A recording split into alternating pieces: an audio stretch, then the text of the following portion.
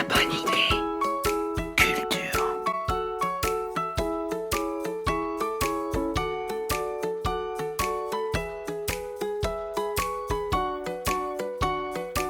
Je crois qu'il faut avoir la franchise et l'honnêteté de pouvoir dire que voilà, nous sommes salariés par la ville et nous sommes en place depuis 1 an avec cette bienveillance. Le corps est au cœur de l'épidémie et c'est assez dramatique pour, je dirais, la condition humaine, ce qu'on appelle la proxémie, toutes ces relations que nous avons ensemble.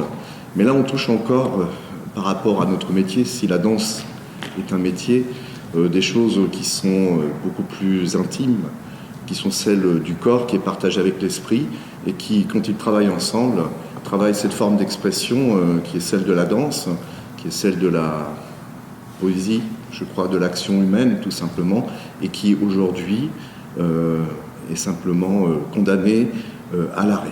Et donc, un corps immobile est une réelle difficulté. Et donc, on a mis en place immédiatement, puisque les danseurs étaient isolés chez eux pendant 2 mois et demi à peu près, un morceau de lino, qui est ce sol que vous avez là, et qui était apporté aux danseurs. On a découpé des linos, chacun avait à peu près 3 mètres carrés, et on a fait des cours à distance. Rentre la difficulté de ce temps qui passe, et dans la danse particulièrement, le temps est sacré, parce qu'on met très longtemps à acquérir, je dirais, les techniques de la danse, mais on met très peu de temps pour les faire. Ouais, je crois que c'est toutes ces aides qu'on peut mettre en place qui fait qu'on donne du baume au cœur à ce corps qui est en arrêt. Alors la première chose dont je peux parler avec cette idée de pouvoir projeter Lautrec dans un spectacle, c'est déjà l'amour personnel de la peinture. Si je suis devenu chorégraphe, c'est que j'aurais voulu d'abord être peintre.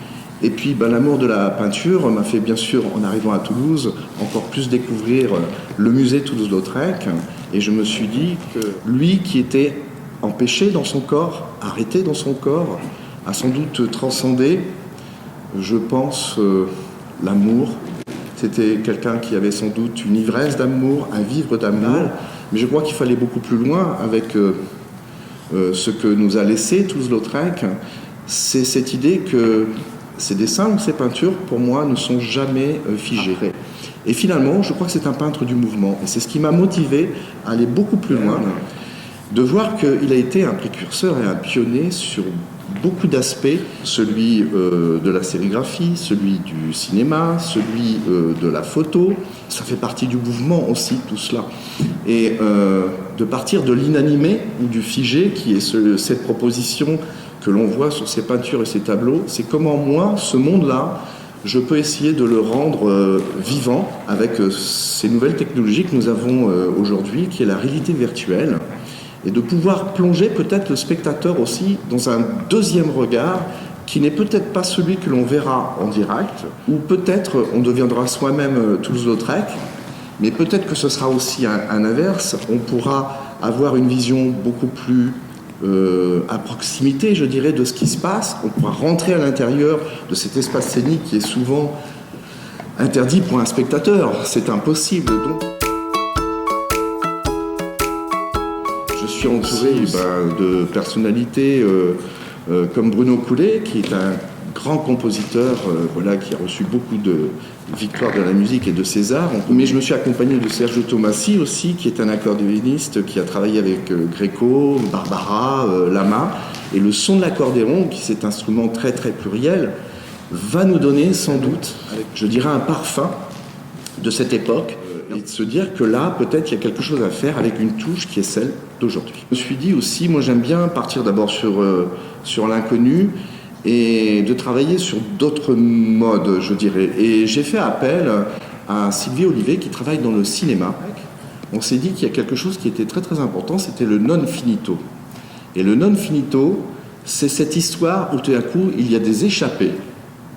Et ces échappées comme ça permettent finalement que soi-même, on puisse inscrire quelque chose qui est dans l'ordre du mouvement, ou pourquoi pas, même le meubler, si on le souhaite.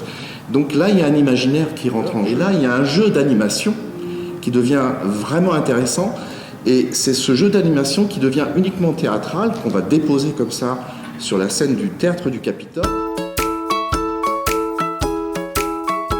Et c'est vrai que le phénomène d'être arrêté dans le temps et dans l'espace, ça c'est vraiment une grande difficulté. Donc il est vrai que tout d'un coup ça m'a beaucoup interrogé aussi sur la création de Toulouse-Lautrec, de me dire que comment finalement on en revient toujours aux endroits du regard, aux angles, comment est-ce qu'on peut essayer de trouver une forme de relation.